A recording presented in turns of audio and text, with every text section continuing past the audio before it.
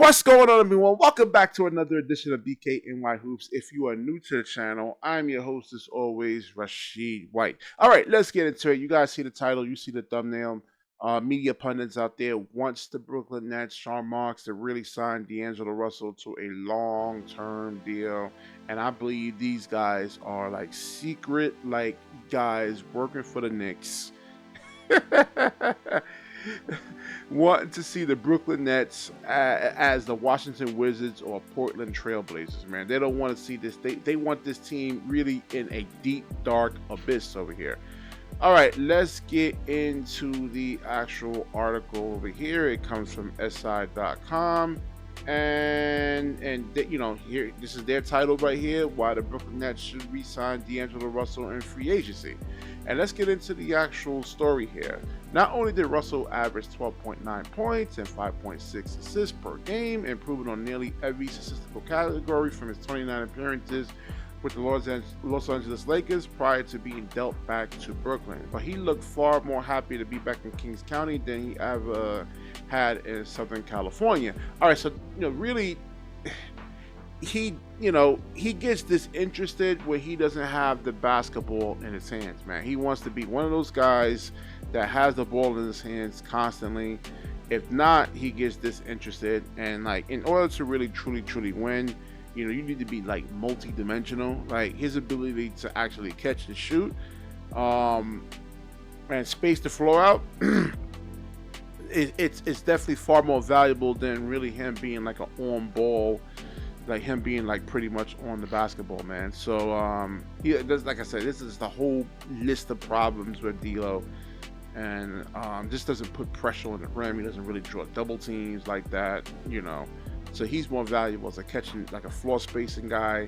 But, he doesn't really want to do that, though, man. He thinks he's better than what he really truly is, though. Okay, it says, much like he did during his lone All-Star season, Russell again served as a vocal leader, especially for an extremely young rebuilded Nets roster. Now 29 years old, his veteran presence may be more valuable than his on-court production, proving why Russell Brooklyn relationship should continue. Russell holds an $18.7 million player option, as if for some reason he doesn't exercise it, Sean Marks should work out a long-term deal to secure the guard as one of the franchise cornerstones. Beyond his locker room impact, the Nets currently do not have a true facilitator. Reese Beekman is developing. Trendon Watford is set to enter free agency, and Keon Johnson is more of a combo guard than a traditional point guard. All right, so Reese Beekman is never going to be an all-star caliber like point guard, man, or player, pretty much. It's a rarity that you see guys that's like second round picks or like end of late round guys. I just, it's rare. I mean, not to say that it doesn't actually happen, but there's so many weaknesses. And when you talk about Reese Beekman, that you'll be waiting an entire lifetime, just for him. It's never going to happen, pretty much, man. It's just never going to happen. I never see it. I see players right now like that are like, let's say, number 5, 6, 7, 8, 9, 10 picks. I mean, they pretty much are who they are, So let's finish this up over here. And even if Marks can end up landing a prospect like Rutgers, Dylan Harper, having Russell as a mentor will go a long way in said prospect's development. What? He's going to actually mentor Dylan Harper now? Come on, bro. That's serious. I mean, his father was an NBA player, man. I think he got all the mentorship that he actually needs. You listen to D'Angelo Russell, dude. I mean, you won't make it to your second NBA contract, man. I mean, all right, let me try to be nice, man. If Russell if Russell walks, he leaves behind a massive void at the one, essentially forcing the Nets to address the position with one of their 5 2025 NBA draft picks. All right, I'd rather them actually do that, man, because, again, you sign D'Angelo Russell, you're not going to actually win. He doesn't guard. He doesn't put pressure on the rim.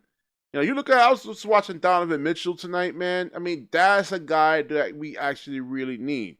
Guy that could break a defense down, right? Put pressure on the rim, and is able to like draw double teams and get shooters wide open. And also the actual defensive end of things, man.